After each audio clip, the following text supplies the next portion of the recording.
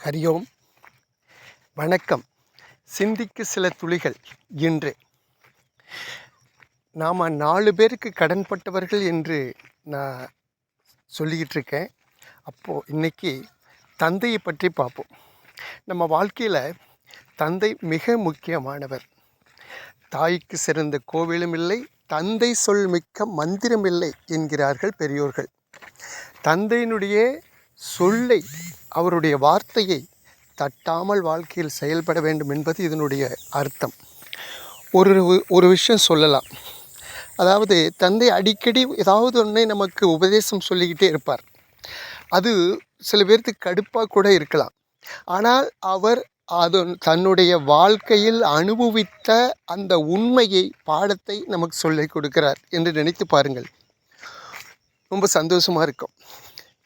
ஒரு நாள் ஒரு பார்க்கவின் என்ற ஒரு கவிஞன் இருந்தார். அவனுக்கு அவருடைய தந்தை ரொம்ப ரொம்ப உற்சாகமாக பல விஷயங்கள் சொல்லி கொண்டிருப்பார். இந்த பார்க்கவி மிகப்பெரிய ஒரு கவிஞன். அவனுடைய கவிதை, அவன் எழுதப்பட்ட அந்த பாடல்கள் உலகம் முழுக்க நல்ல பேர் வாங்கிய ஒரு அற்புதமான கவிதையாக இருந்தது. ஊரே பாராட்டும். ஆனால் வீட்டுக்கு வந்தால், அப்பா நீ பெரிய சாதிச்சிட்டியா அப்படிம்பார்.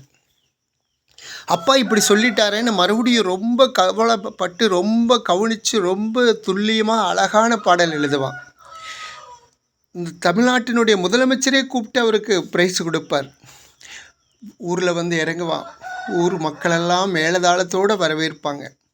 ஆனால் அம்மா ஆராத்தி எடுத்து வரவேற்பாங்க. வீட்டுக்கு வந்தால் அப்பா அப்படிம்பார். அப்பா இன்னும் நம்மளை பாராட்ட மாட்டேன்னு மறுபடியும் யோசித்து மறுபடியும் ரொம்ப அற்புதமாக எழுதுவான். இப்போது இந்த நாட்டினுடைய பிரதம மந்திரியே கூப்பிட்டு பாராட்டாக இருக்கும், ப்ரைஸாக இருக்கும். தமிழ்நாடே இவர் கைதட்டி வரவேற்கும். ஊருக்கு வந்து இறங்குனா மேலதாளத்தோட வரவேற்பு, அம்மா ஆராத்தி எடுத்து வரவேற்பு. வீட்டுக்கு புள்ள போனால் கிழிச்சான் அப்படிம்பார் அப்பா. இது பல நாள் இப்படியே நடந்துகிட்ருக்க இவனுக்கு அப்பா பேரில் ஒரு வெறுப்பு ஏற்படுகிறது. இந்த உலகத்தில் நமக்கு எல்லாருமே நண்பர்கள், அப்பா மட்டும்தான் எதிரி அப்படிங்கிற ஒரு எண்ணம் அவன் மனசில் தோன்றுது. இப்படிப்பட்ட எதிரியை விடக்கூடாது, அழித்து விட வேண்டும் என்று முடிவு செய்தான்.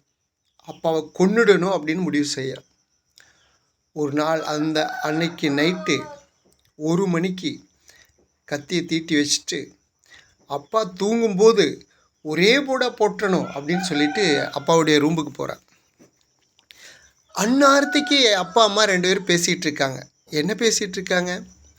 அப்போது அப்பா வந்து அதுவரையில் இவனோட கவிதையை ருசித்து படிச்சுக்கிட்டே இருக்கார்.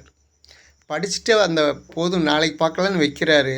அப்போ அம்மா சொல்கிறாங்க, அவனைத்தான் நீங்கள் திட்டுறீங்களே, அவனுடைய கவிதையை மட்டும் எதுக்கு இப்படி விடிய கண்கொத்து பாம்பாட்டை பார்த்துக்கிட்டே படிச்சுக்கிட்டே இருக்கணும் சொல்லுங்கள்? எல்லாம் பாராட்டுறாங்க, உலகமே பாராட்டுறாங்க. அவனை ஒரு வார்த்தை நீங்கள் பரவாயில்லடான்னு சொல்லிட்டேன்னா நீங்கள் குறைஞ்சா போயிடுவீங்க அப்படின்னு அம்மா கேட்குறாங்க.